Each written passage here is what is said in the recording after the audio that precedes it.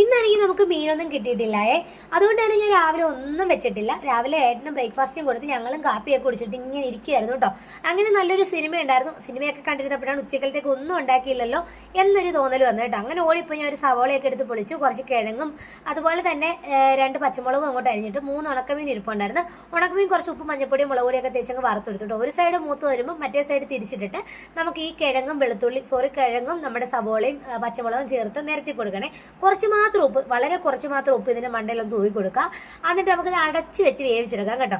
ഈ കിഴങ്ങൊക്കെ നന്നായിട്ട് വെന്ത് വരും. അപ്പോഴത്തേക്കും നമ്മുടെ ഉണക്കമീൻ മറു സൈഡും വെന്ത് കിട്ടും കേട്ടോ.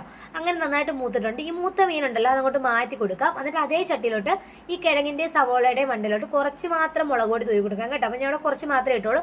മുളക് പൊടി ഇട്ട് നന്നായിട്ട് വഴറ്റണേ. നന്നായിട്ട് ഇത് വഴറ്റിയെടുക്കുക.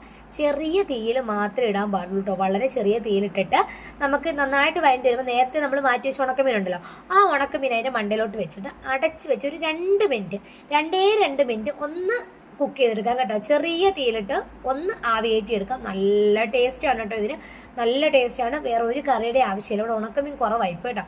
ഇത് മാത്രം കഴിച്ചാൽ കേട്ടോ ഇന്ന് ഞാൻ ചോറ് കഴിച്ച് നല്ല ടേസ്റ്റാണ്. ഒന്ന് ട്രൈ ചെയ്ത് നോക്കണേ.